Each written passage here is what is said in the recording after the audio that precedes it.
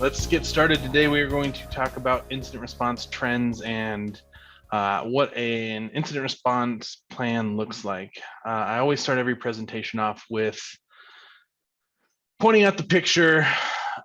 As long as I've been in cybersecurity, the concept of being secure and getting to a secure state has always been the topic of conversation. And what we like to point out is that security is not an end state. There's no end state that you're going to get to. It's always a journey. And so we point out this image of this man walking on a mountain. I would like to say that's me, but it's not.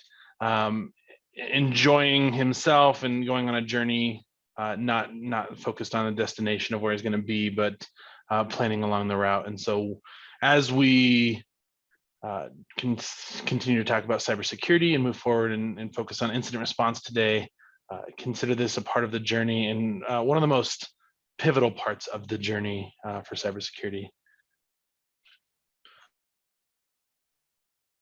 My name is Michael Nugier. I am the Director of Cybersecurity Services here at Eide Bailly. I am in Denver, Colorado. I have about 15 years of experience in IT and cybersecurity services.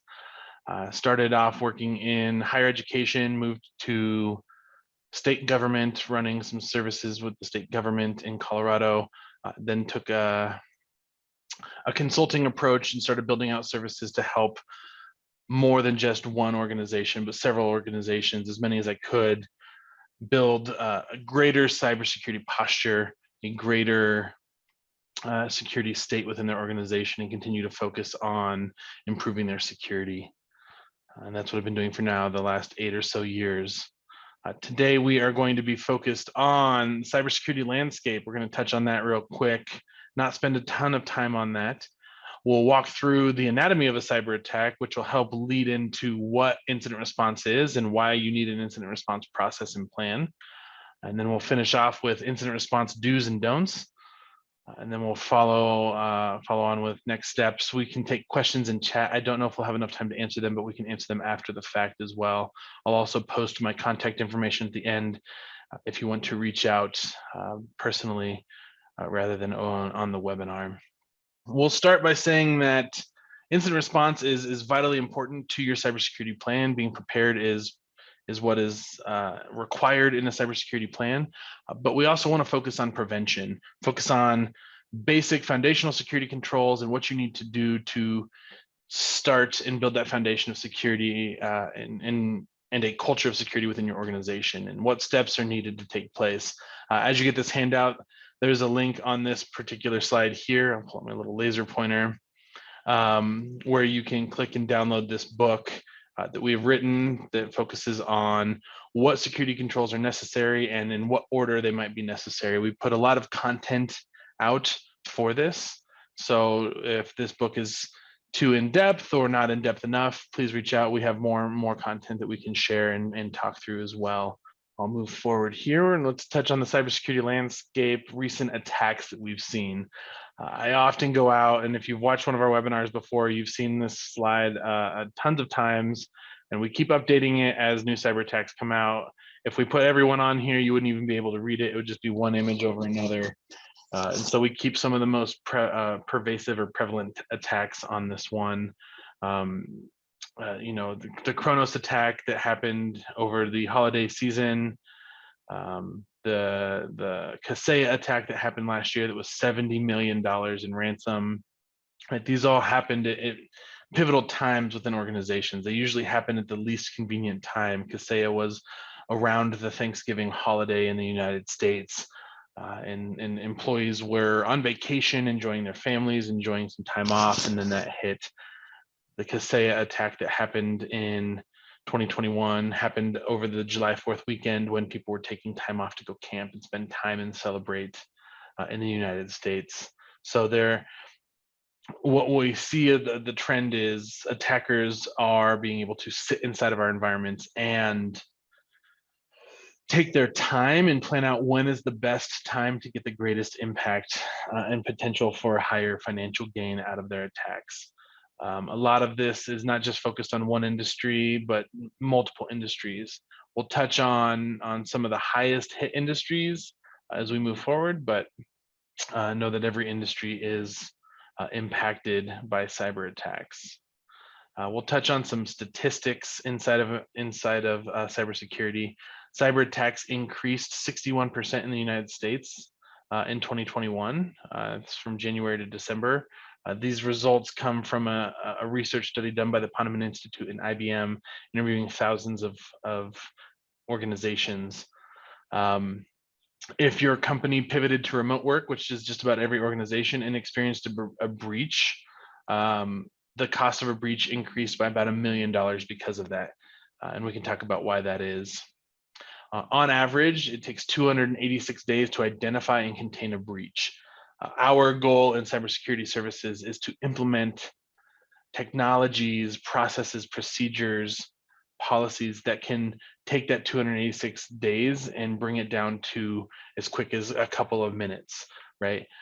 If we were to break down this 286 days, about 200 of that is just the attacker sitting and watching and lurking in your environment, understanding where your crown jewels are. You'll hear me say that, right? The keys to the kingdom, we often refer to it, where your most valuable assets are, understanding the behaviors of the people they are monitoring so that they can get a better understanding of when they're going to be out, what they do, how they communicate, so that they can mimic people within your organization. So 200 days, that's a very long time, and plenty of time to learn and craft an attack. The 86 days is really how long it takes to recover from that. Once you've identified the breach after 200 days, it's about 86 days left, or about one entire quarter to contain that breach and start the recovery process from that. In 2021, we saw an increase in the average cost of a breach. If you saw any presentations last year that I did, I was stating that breaches were about 3.86 million, and that was down year over year from 3.9 million. And we were starting to make some gains by being prepared. In 2021, we saw such a massive uptick in cyber attacks that the average cost per breach was about $4.24 million in 2021, and so about a $500,000 increase per breach. And the cost of the breach is not just how much we had to pay in ransomware, but it was everything involved in that. What you'll notice is most striking about this is that it's twice as much for the cost per breach in the United States than it is in worldwide. And it's about $9 million per breach on average in the United States, which is telling, and also why the United States is a target for cyber attacks. What we'll see over here is the cost per record, right? Typically what cyber attackers are going after are data records, typically PII, PHI, PCI data, social security numbers, credit card numbers, addresses, cell phone numbers, whatever it might be, they're going after that data. And so what the average cost per record is about $180 per record. And if you think about your organization, you think we might have 50, 60,000 records. We might have 100 million records. And some of you might be saying, we don't even know how many records we have. Well, so that is a good starting point to understand what the damage or the potential damage could be from a cyber attack. If you're in the healthcare industry, you'll see that average record is about $499 per record. And year over year, the cost per record increased about 20%. This involves fines, this involves legal, just about everything that goes into that. And then ransomware being one of the main cyber attacks that we're seeing in the news, takes a victim about every 5 seconds. So it is very pervasive, very impactful, and very heavily utilized by cyber attackers. I'll move forward here. Let's talk about trends. What's leading to the increase in cyber attacks? And that's really this talent shortage. We're starting to consider it a talent crisis. In the cybersecurity industry, there are 2 out of 3 cybersecurity roles remains unfilled, right? Couple that with this concept of the Great Resignation. Organizations understand that they need experienced people, so they're offering higher salaries, better benefits, whatever it might be, and employees are moving to other organizations so that they can take advantage of those benefits, leaving other organizations in a lurch. And so There's not enough people to fill this. One of the ways that we at Eide Bailly are trying to counteract this is by opening up internship programs, associate programs to bring skill levels up alongside of the staff that we have. And a lot of organizations are on that same bench with us, driving skill increases inside of our workforce. But you can imagine that if you don't have the right skills, the right talent inside of your organization, it can be hard to protect against cyber attacks. Cyber insurance is also on everybody's mind, right? Cyber insurance increased year over year about 130%. So if you are responsible for reviewing or signing your renewals for cyber insurance, you've probably seen that renewal was about twice as much, if not more, for that premium, and your deductible probably went up. And what you'll have noticed is that this year alone, and not just this year, the last year or two, insurance organizations, underwriters have started doing risk assessments on your organization, asking you questions, making sure you have proper procedures in place, right? 10, 20 years ago, to get a cyber insurance policy, all you had to do was check a box and they'd add $500 to your general liability policy. Now it's a separate policy, and they're throwing in 90 to 100 pages of riders and exceptions, and making sure that you have certain tools and procedures, processes in place, just in case there is a cyber attack, so that they can limit their risk. Right. I liken it to a life insurance policy, right? Or if you want a life insurance policy that is high in value to protect yourself and your family if something were to happen, you have to go through a physical, take blood tests, do an exam, whatever it might be, in order to make sure that you are healthy enough to gain that policy. If you drink, if you smoke, if you perform dangerous activities like skydive every day, right, your life insurance policy is going to take notice of that and say, we're going to charge you more, or we're not going to cover you at all. And so we're starting to see those denials come from cyber insurance as well, until proper practices and procedures are in place. Ransomware and business email compromise. I don't have to talk a lot about ransomware. We're all probably familiar with it. We've all been impacted either directly or indirectly by it, with a friend or an organization or a family member that's experienced it. That's the most common attack structure right now, the most common attack on organizations, because it has massive financial payouts. If we can hold your data at ransom and you can't do business, then you will pay money to get that back, and hopefully you will get that back, right? The methodology behind it is sound, right? It's a bad business, but it works, and that's why people are doing it. But what people don't tend to focus on enough nowadays is the business email compromise. Clicking a phishing email, losing your credentials, and then somebody pretending to be you from your email address, sending out fake invoices and gaining money to their bank account offshores or whatever it might be. So business email compromise is also on the rise, and that tends to be filed under fraud, but the entry point for that is really that human element, that phishing that we're seeing. What's making a lot of this possible is also the growing attack surface. During the pandemic, everybody started working from home. Not everybody, but a massive amount of the workforce started pivoting to home, where they had their own personal Wi-Fi networks, and they would connect their computer on the same network that their spouse's computer was on, that their personal computers were on, kids' computers, whatever it might be. And that's a breeding ground for attackers as well, right? That's an easy entry point for an attacker to get on a home network and a home computer, because the enterprise security structures don't exist there. And once they're there, they can pivot to the work laptop, monitor traffic, steal data, whatever it might be. We also have focused on convenience from an attack surface perspective. I can call my wife on my Alexa at home. I can change the temperature in my house. I can monitor whether or not there's a leak in my basement. I can look at the cameras that are all connected to my Wi-Fi at home. That all adds to this attack surface that any cyber attacker can access to attack your network, your work computers while at home. And so considering what security controls are in place to prevent those types of things really went unnoticed for a lot of organizations during the pandemic, and a lot of people really had to scramble to make business work. And so that's a huge contributing factor. And then insider threats, right? Again, focusing back on that great resignation.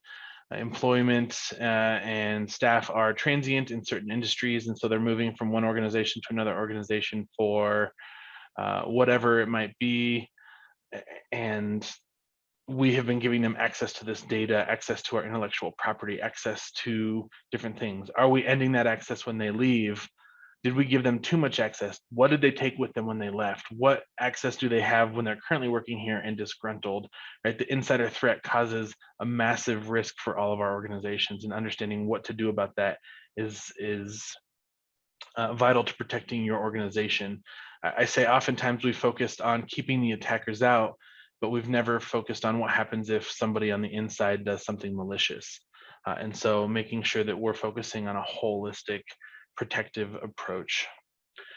We're going to talk on some myths. I don't like to spend a lot of time on this, but we hear a lot of statements when we talk cybersecurity. I do a lot of public speaking. I go to a lot of conferences, and oftentimes what I hear is, "I'm not a target. Our business is too small. We're not really here for the fear, right? We have a guy that does security, but he's not a security guy, right? Our admin assistant's really good with our security stuff, right? Whatever it might be, those are all myths, right? I always bring up the analogy, right? If I wanted heart surgery, I wouldn't go to a podiatrist. I'm sure there's a lot of really great podiatrists out there, but I want somebody that spent their years training on how to fix my heart. Similarly, I don't want just an IT guy, because IT is a massive and broad industry. Being the one that's responsible for security, I want somebody that's been trained and has a focus on security, that understands the needs and wants of that. And so the analogy I always use is the podiatrist and heart surgeon analogy. We'll move on here and talk about the anatomy of a cyber attack. But first, I want to touch on some of the terminology here, right? There are three terms that we'll use in the cybersecurity world to classify what's happening in an organization, right? It's an event, it's an incident, or it's a breach. An event is something happened, right? We received a phishing email, something's not working correctly, right? That is an event. The incident is we're able to identify there has been unauthorized access. There is a virus or malware, or we're not able to access something because it is a denial of service attack, right? We were able to identify it as an attack or an incident. The breach, the term breach, we want to be very careful using because it does carry weight with it. That is when the impact of an incident has caused some sort of damage, like data loss, unauthorized access, that leads to financial loss, things along those lines. So the breach is the worst of the three terms moving forward. We always want to focus on incidents until we can confirm it's a breach, because at that point we experience an incident. And so moving forward, going out into the public media and saying that we've experienced a breach without fully understanding that can be detrimental to your public relations. This, I'm going to host a quiz at the end of the presentation where everybody has to get all of these right. I'm just kidding. I don't even know all of these off the top of my head. This is the Mitre attack framework. It is the ultimate anatomy of a cyber attack. All the research is done. Mitre is a research organization that focuses on a lot of different things, but when we talk about their attack framework, they have identified every possible attack vector, and they're continuously adding to it as new research comes out that an attacker will take. And so as we identify attacks, as we do incident responses, we can map it to this Mitre attack framework process and see how it moves through the Mitre attack framework so that we can better understand where our gaps were from that incident or from that attack or that breach. This isn't all of it. Every one of these gray boxes right here means that this particular one, event triggered execution, can be expanded 15 times. And so there are 15 subsets under there and some subsets under there that can be expanded even further. So it is a very detailed methodology to a cyber attack. And I don't think you need to remember it. What I do is I want to educate. There's a link here if you're curious about it. But what I have done is I have boiled that down into 4 easy steps to remember and what every cyber attack focuses on. Reconnaissance, exploit, persistence, and objective. Recon is the first step. Every cyber attacker does this to make sure that they know what they're doing, why they're doing it, and how they're doing it. It's information gathering. We call it open source intelligence gathering, OSINT, in the industry. We're building a motivation and we're preparing for that attack on how we're going to attack by identifying the people that we're going to attack, the technologies that we're going to attack within an organization, and we're customizing that attack. Once we have that recon done, we move to the exploit phase. And we're going to determine how we're going to exploit an organization. Is it going to be by technical means? Do you have a website or an external login interface for, say you're a bank and you let people log in there, or you're some form of web application for your customers to log in? Is that how we're going to attack? Or are we going to attack the human element, right? Send a phishing email, call somebody to try and gain more information, send a text message. All of those are possible ways to gain that exploit phase and move forward. Once we have become successful in the exploit phase, which is quite common nowadays, we gain our foothold and we move to persistence, right? We try and build a persistence within an organization.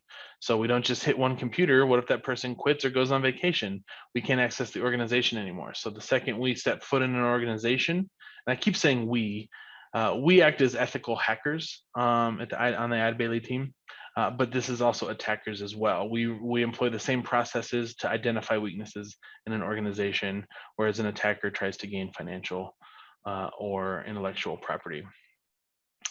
Once we maintain that persistence, right, we spread across multiple devices, as many as we can. We try and steal as many credentials as we can. The bottom point here is probably most important. We want to utilize native tools. Inside of your environment, there are tools that your technology teams use that help them do their job, but give them sometimes greater access to do damage as well. And so utilizing those native tools gives us the ability to utilize a tool that's already been approved. We don't have to run malware. We don't have to craft a specific tool to gain what we need if the tool's already there and all we have to do is run that tool. Once we have persistence, we sit in your environment for about 200 days, right? That's what we noticed. That's what we talked about on the earlier statistics stage. After 200 days, we have built our plan to get our objective. We've identified where the crown jewels are, the keys to the kingdom, the greatest impact to the organization so that we can gain our highest financial payout. And then we typically attack on a holiday, right? When is your organization most vulnerable? It's typically during 5 or 6 holidays throughout the year: Memorial Day, July 4th, Labor Day, New Year's, Christmas, and or winter holiday and Thanksgiving, right? Those dates leave organizations vulnerable. We turn our computers off, maybe we don't. We leave our servers running. We're not paying attention to things because we're trying to spend time with family and friends. And that's when the strikes usually occur. And that objective is hit: data collection, fraudulent invoices, finances, or money being transferred across, a ransom, and some form of extortion. Whatever the objective is, that's being hit there. I'll move on here to what those impacts of a breach are. All of these, 1 through 4, really equate to number 5: financial impact and loss.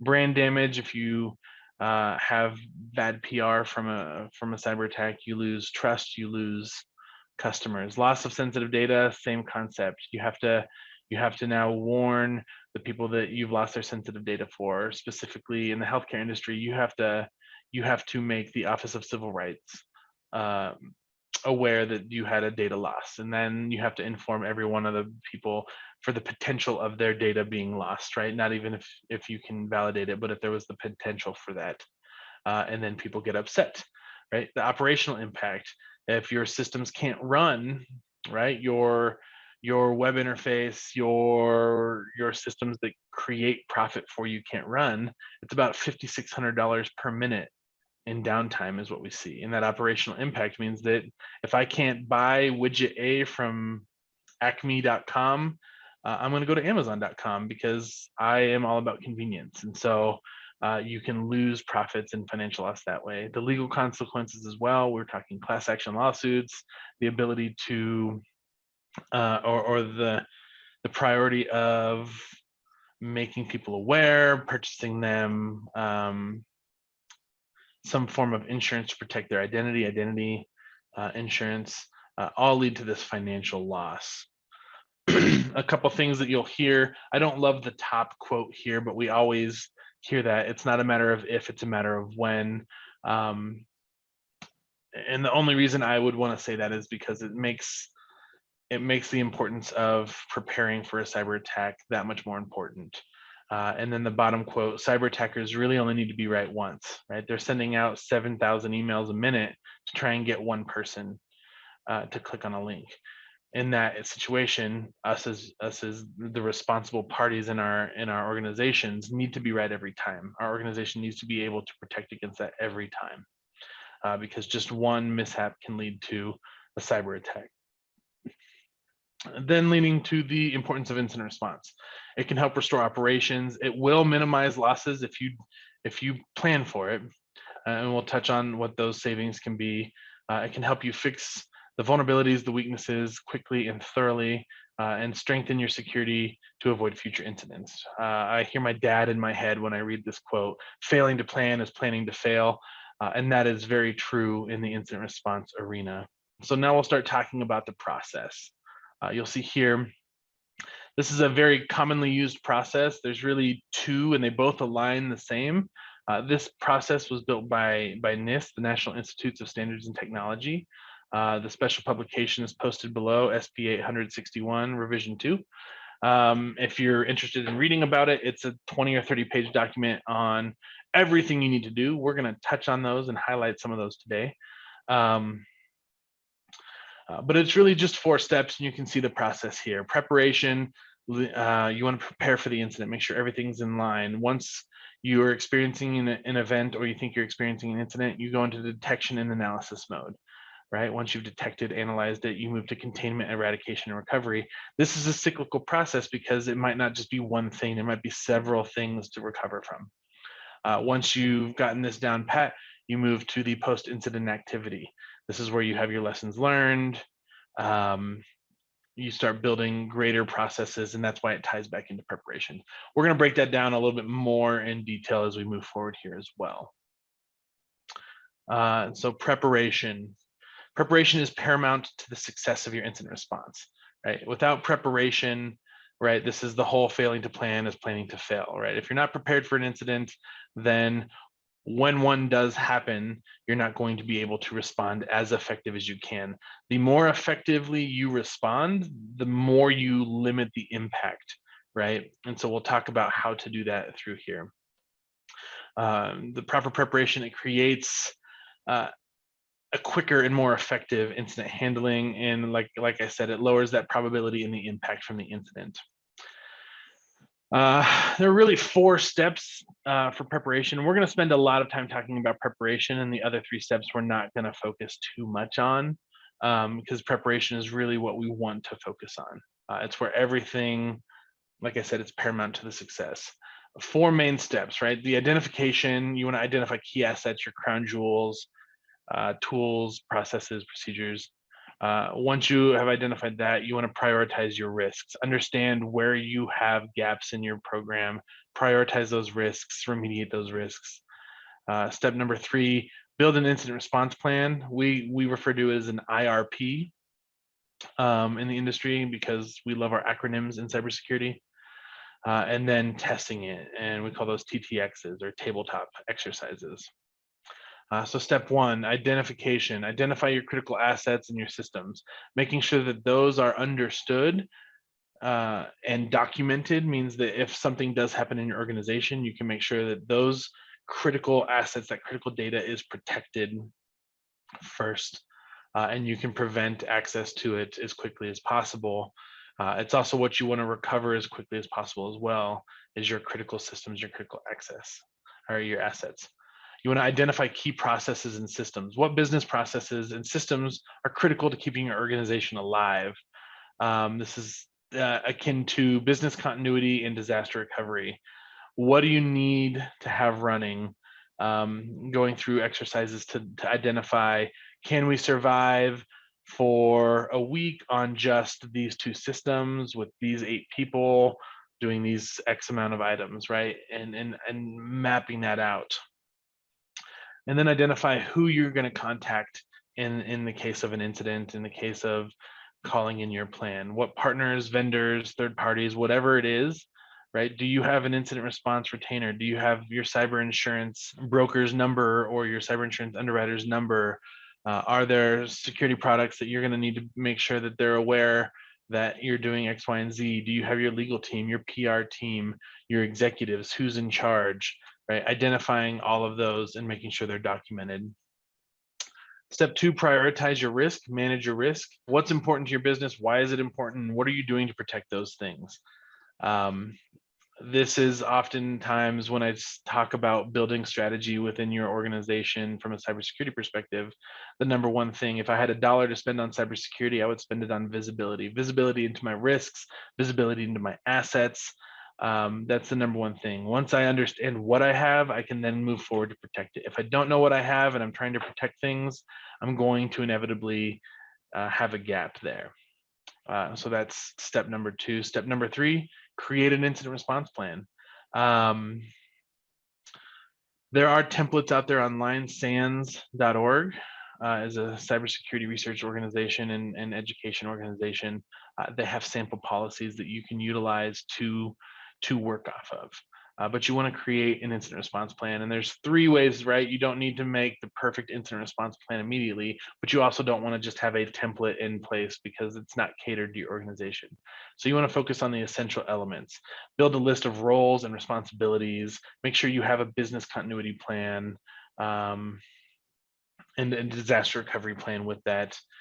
Document your key contacts, right? Your third parties, who you're going to call. We always recommend knowing and making a relationship with your local FBI office or your regional FBI office, making sure that you have the correct number to call for the local authorities as well.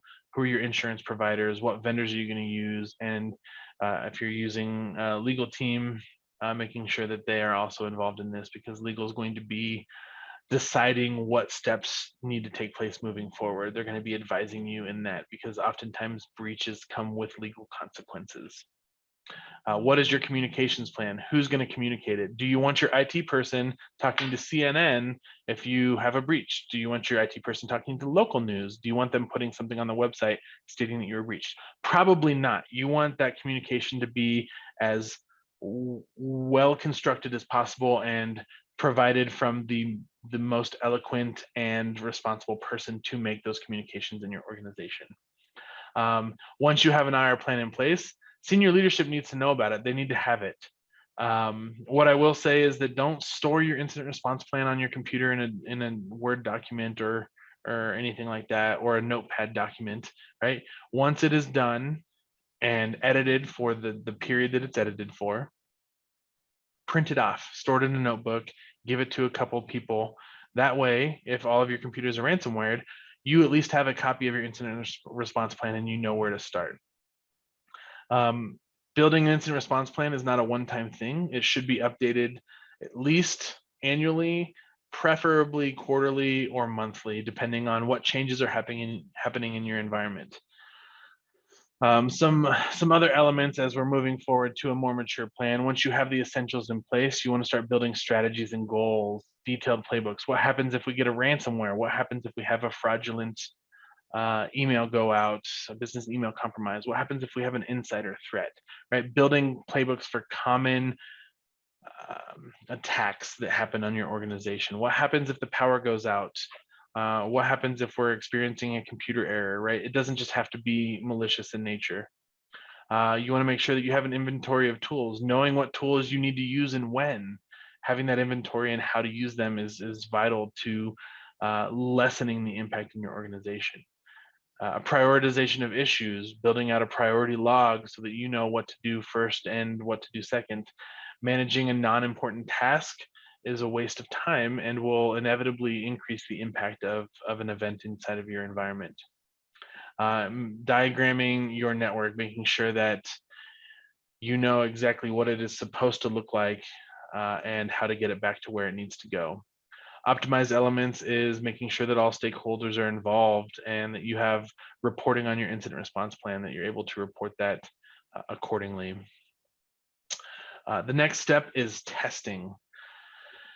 Once you have your plan in place, what are you going to do to test it? Often called fire drills, we call them tabletop exercises. Some examples are here below. Communicate. How can you communicate without email or phones? How can you conduct business without your core softwares? What happens if a phishing attack takes place, and what happens if it progresses like a cyber attack does inside your organization? One that a lot of organizations didn't do prior to 2020, in March of 2020, was what happens if there's a massive need for everybody to go work from home? Right, a pandemic response, or just whatever it might be, even a geographic disaster response, right? How can we pivot to moving everybody from home, and how can we do that in the most secure way possible? And then a ransomware that leads to exercising your backup solution. This is a good one. JBS, which is the massive meat packer that got hit with an $11 million ransomware, said, no, we're not going to pay the ransom. We have a backup solution in place and we're going to use that. And when they started pulling their backups, it was going to take 69 years to push all their data back into their organization. Now, we all know that when Microsoft delivers us a time on something, that it's often wrong, but still, anything over a couple days is probably not something you want to weather in that. And if it's a couple months, even worse. And so making sure that you're walking through these simulations and you're actually testing your technologies doing it. Again, we call them tabletop exercises. Here's a definition for you: a security incident preparedness activity, right? The purpose of this activity is to test real world scenarios and improve your plan and your playbooks, right? If all you do is test this and have a good time and nothing comes out of it, you should have lessons learned. You will have made failures and had flaws inside of this, and you need to improve those moving forward, making sure that the team is well rounded, right? I would never expect to go join the NFL and become the world leading quarterback without working out every day and testing or practicing what I need to practice, right? Or another great analogy is, right, I don't wake up one morning and decide I'm going to go run 26.2 miles in a marathon. I'll probably make it about 15 feet and then pass out. So maybe a couple more feet than 15.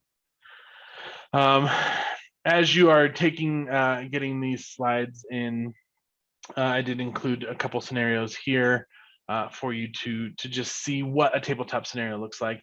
The ones that we typically recommend are a lot more detailed, but everything starts with a scenario. It's a beautiful day in the neighborhood, and Chad in HR calls and says, I have this weird note on my computer that says all my data was ransomware, right? That's how the scenario starts. We open it up with discussion questions. We bring everybody into a room, either virtually or physically, and we start talking. Who do we need in the room right now?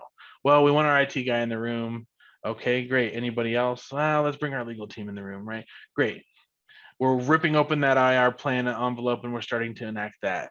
Well, in our plan, it says, let's also bring in human resources. Let's also bring in our third-party vendor who's responsible for incident response, right? And as we do that, we start to throw out curveballs, right? Like, oh, the IT guy's on a 2-week-long vacation in Hawaii, and he's in a remote part of Hawaii. He doesn't have cell phone signal. What are you going to do now, right? How can you pivot and learn through these, right? That's not always the case, but it does happen. And so reading through these and taking some time to understand what these scenarios look like, you can conduct them on your own. I think it's a little bit more helpful to have a third party come in and proctor these and really drive the real world scenarios as they come out. These are 2 examples. You can Google a whole bunch more. You can reach out to me and we can talk about what some of those examples might be as well. This is the importance of being prepared as we're talking about preparation. Organizations who have an incident response team and plan in place that has been tested will save about $2.46 million on the average cost of a breach. That's a 43% savings. That's some quick math in my head, all from preparing for it. And so if you're in a business and you're thinking, how do I get ROI out of this? This seems like a massive expense and a waste of time, right? This is your ROI, right? If we are prepared for an incident, if it even gets to the point of being a breach, we're still going to save money and a lot of time and effort that goes into that because we were prepared. Some mistakes to avoid in the preparation phase. Don't download a policy or a plan and just say, this is our incident response plan and walk away. It needs to be catered to your organization. It needs to have the right contacts in there, the right people, the right scenarios, the right playbooks. Everything needs to be customized to your organization, right? And then having a plan from 3 years ago prior to even a global pandemic is not going to be helpful, right? Things have changed in 3 years. You've gone to work from home. You've implemented a new ERP system. You have a new CRM. You have a new CEO, a CFO, CIO, whatever it might be. You need to update these regularly and include that change log so that you can see how the plan has progressed. I recommend a change log for at least 6 years as that plan progresses. And after 6 years, you should have a very mature IR plan in place. The next 3 phases, detection and analysis, containment, eradication, and recovery, and post-incident activity, we're just going to skim over. We're running out of time here. And so I want to make sure that we get through all the content. And so we have just one slide for each of these. Like I said, preparation is the most important part of the IR process because it'll be the phase that builds these next 3 phases into what they are. So detection and analysis, this is really just to determine what's occurring, right? We want to make sure that we're not jumping the gun and saying, oh my gosh, the world's falling, we're Chicken Little, and when it's just, an apple fell on your head, right? And gravity took its course. So making sure that you're going through your processes in your plan to identify if this is truly an event, an incident, or if there could be a breach spurring from it. Oftentimes we talk about, are there anomalies in your environment? And is that anomaly a malicious anomaly, or is it just a computer error? Did somebody push an update last night and that caused our systems to go down? Or are we actually being attacked by a nation state actor, right? Doing that detection, understanding what's happening, helps ground everybody and bring everybody into a more realistic scenario and understanding. Once you've detected that it is or is not malicious, you'll move to the containment, eradication, and recovery stage. Regardless if it's malicious or not, you want to contain, you want to eradicate, and you want to recover. And those 3 are not mutually exclusive. They all have their own steps to take place and questions to ask. So containment is, and I do a lot of medical analogies, is really just making sure that the bleeding stops, right? I cut my finger open, it's bleeding profusely. Sorry if you're queasy around blood, I'll try and find another one. Right, I just wanna make sure that stops. So I'm gonna hold a paper towel over it, right? Oftentimes what we talk about here is making sure that we are isolating systems, making sure that there's nothing else that's going to happen from it. So if there is a ransomware, we want to make sure that the computers that have been ransomed are the only ones that get ransomed. So we want to isolate that and contain that. Right, you're gonna ask questions like what's been done to contain this in the short term, what's been done to contain this in the long term, has there been malware, has there been malicious activity, have our backups been impacted? Do we still have remote access? Do we have all our recent security patches? There's a ton of questions that need to be asked in this phase. Once you have put the paper towel on your finger to stop the bleeding, you're going to move to the eradication phase. I can hear my mom in my head at this point saying, you can't just put a Band-Aid on a cut. You want to make sure that you put something on there to stop an infection. So the eradication phase is really cleaning the wound or stopping an infection from coming out of this. And these are the actions that are required to completely wipe out the threat from your network, the event, the incident, whatever it might be. And in order to do that, you have to understand what that attack is. Is there malware? Is there somebody inside of our network that's jumping from computer to computer? What things need to be done to kick that bad actor out? And then from there, you move on to the recovery phase, which is the actions required to bring the network back to a functional state. And this is where we put a Band-Aid on it, or we stitch up the wound, and we have some medicine to make us feel better. That's the recovery phase from that point. What I will say is that as we move into the next phase, recovery and bringing things back up to where they were is not where you want to stop. You want to keep moving forward with that. And so we talk about that in the post-incident activity phase, which is next. And so once your investigation is done, you want to make sure that, all right, we're back up and running. There's no bad actor in here. We're not still down, yada, yada, yada. What can we do to improve our time in the future? What could we have done to prevent this?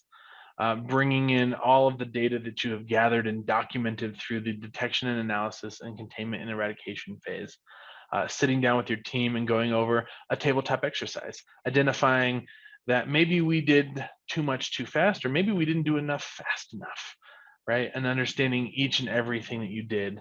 What I will say, and I didn't touch on, is that during these two phases, making sure that you document every action that was taking place, right? If somebody does something and it fixes it and you don't document it, then you're now blind for your next incident. You want to make sure that if your IT team is resetting all the passwords, that they document that. Or if they reset a password for one person, or they did an antivirus EDR scan of this system, or whatever it might be, that that is documented so that you have the most information moving forward to prevent this from happening again and strengthening your preparation phase. And that is why the post-incident activity phase ties back into the preparation phase. This is not always the beginning of an incident. It is also the end of an incident as well. If you're not consistently preparing for this, tying what you've learned back into your plan, then you are going to be failing to plan and planning to fail. You're not providing the correct resources for the next time this could happen. Let's move on to some do's and don'ts with inside of an environment. If you think you are experiencing a breach, do not do these things. Do not unplug or power off your computers, your network devices, right? Don't turn them off. What is happening on that computer is it is logging everything that's going on, right? If somebody's running a malicious software, that's being logged on there, right? And if you turn it off, it can ruin the data that your IR and forensics teams need to better understand how this happened and how to recover from it. Don't wipe your devices, right? Oh, he got ransomware, we're just going to wipe his device and restore it, right? That doesn't always fix the issue, right? If an attacker is in your environment for 200 days, re-imaging a computer or wiping the hard drive doesn't necessarily mean that you're kicking him out. And you lose that valuable data to understand how that happened so that you can prevent it from happening again. Never immediately contact the attackers. There might be a time that you want to do that, but you want to make sure a professional is doing that. They're not going to be emotional. It is not their business, right? If you're using a third party negotiator or professional, they're not going to be the emotional party. They're not the ones that are suffering the attack, and they will be able to not cause more damage in that situation. So do not contact them. Make sure that the FBI does it or a negotiator does it. Do not pay the ransom right away if you get a ransomware. This is important, right? There's no guarantee that you're going to pay that ransomware and you're going to get your data back. You can't go to the Better Business Bureau and say, hey, this hacking group never gave me my data back when I paid them 25 Bitcoin or whatever it is, right? You want to make sure that you are making an informed decision. I will never advise on paying a ransom or not paying a ransom. That is really a personal choice for the organization to make. There is a lot of risk in that. But what I will say is you need to make the most informed decision, and you don't want to do that immediately and emotionally. Don't immediately notify the incident publicly. Don't go out and say, hey, we think we've got an incident and we're getting hacked right now. That's going to be really bad for your public reputation and cause brand damage. You want to make sure that the person that is notifying of the incident is being told to do so from the legal perspective and your legal team, and you have a PR consultant or a PR firm or person inside your firm that is able to make that notification the right way. And they say the right things, because there can be use of terms that can mean different things to different organizations. You don't want to cause a panic. Also, don't wait. If you're experiencing an incident, I know I told you to wait here, but don't wait to start investigating it, right? So-and-so's computer's not working. It goes to the help desk. The help desk says something's wrong. Okay, we'll get to that. We'll escalate it to tier 3, and somebody will get to that in the next hour or two. If you are experiencing an incident or think you might be, contact the right people inside your organization to see if enacting your IR plan is the right way to go. Some things to do. Unplug the network cable. This is still an iffy, right? But if you think that you're experiencing an issue and the attacker is on a computer, unplugging the network cable might be an okay way to isolate the computer, right? If you're connected by Wi-Fi, that's a little harder. You can turn your Wi-Fi off. Um, if you don't know what a network cable is, don't unplug anything from the back of the computer. We want to make sure that the data and the investigation that takes place on that computer can still happen. Isolate or segment the network that the computers are on that are impacted, right? This can contain an attacker inside of an area, and limit where the damage is inside of your environment. We always recommend isolation if you have the tool sets to do that and the skill sets to do that inside of your environment. Preserve your logs. This is based on not turning off your computer. Logging is how digital forensics and incident response professionals identify what happened. They can take all the logs across all the systems and correlate those together to build a story of what happened inside of your organization, and what is continuously happening and how it happened on the first point. Deploy an endpoint detection and response tool. EDR is the new antivirus, they say, right? This provides you a greater visibility, not just in to malicious files, viruses is used to consider them, and provides you visibility into anomalous actions, behaviors that are happening on computers, um, tools and softwares that aren't typically run by typical end users, right? EDRs are starting to be required for cyber insurance as well. So if you don't have one of these tools, please research and buy one. Reach out to me. I can help you choose the right one for your organization. And they're not one size fit all, depending on your industry and what you need and the makeup of your network. Different tools can be better than not. Initiate a global password reset. Again, an asterisk on this one. Don't just go and change everybody's password when you think you're experiencing a cyber attack. One, it's super inconvenient. Two, if the attacker's still in your environment, it doesn't matter if you change all those passwords, they're gonna figure it out and they're gonna get another, they're gonna come right back. You wanna make sure that if you are initiating a global password reset, that you have kicked the attacker out already, or at least have figured out where they are, and the password reset is gonna keep them out. If you have a ransom note on your computer, take a screenshot of it, take a picture of it on your cell phone. That ransom note is going to help your IR team and your forensics team understand what type of ransomware it is. Make sure you have a map of your network, create an inventory of all of your devices. The Center for Internet Security has 18 controls that organizations should focus on for security. The first control and the second control are making sure that you have an accurate and up-to-date inventory of all of your hardware assets, and then an accurate and up-to-date inventory of all of your software assets. Again, if you don't know what you have to protect, how can you protect it? Document the incident. I just spent a minute or two talking about this. Everything that happens in this incident, make sure that you are documenting it. Because if you forget to document something and you're learning and you're going through your lessons learned and you don't have all the information, it will not help build a greater process moving forward. And then create a full disk forensic image of the impacted devices. This helps capture that data and keep it into a forensic software where it can be mapped out better, but it also lets that hard drive be released and move back into the computer. You can reimage it, whatever, and then you have a copy of that hard drive. This will be recommended by your incident response team or third party that you're utilizing for that as well. From there, we're going to talk about next steps. Again, don't wait, start the process now. SANS.org, search for SANS security policies, and there are about 40 or 50 of them on there that you can use to start the structure of those policies. If you have questions about those, please reach out to me and I can help your organization build greater policies as well. There are simple preventative measures that can be implemented quickly, right? The quick wins. EDR is one of those that every insurance vendor is looking for. Multi-factor authentication helps prevent cyber attacks, making sure you have policies and procedures and are continuously updating those periodically.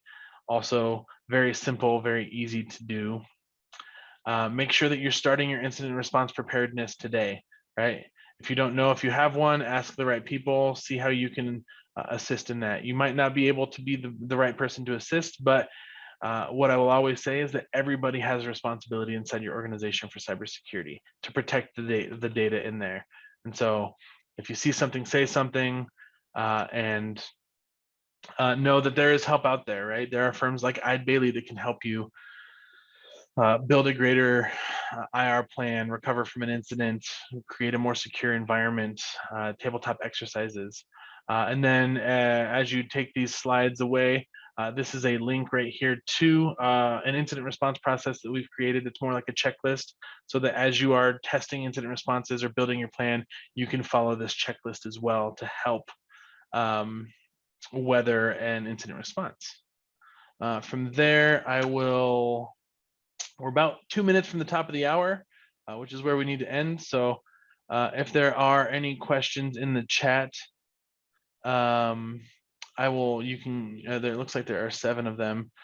That book, so somebody asked where the ebook is.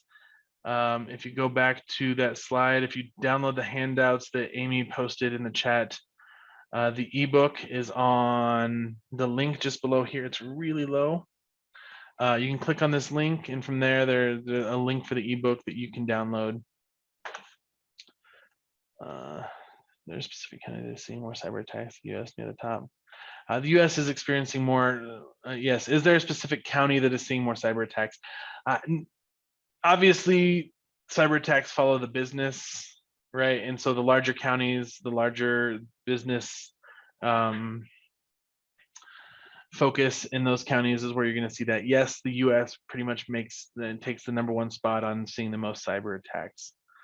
I have time for one more question, and I think this is a really great question. How can you tell when someone is sitting in your environment for 200 days? The tool set that I mentioned, endpoint detection and response, EDR tools, there are several vendors out there. Those tools help identify anomalies in what's happening inside your network, and they identify if somebody is inside of your environment doing that. If you have any more questions about that, let me get to my contact information before the end of this.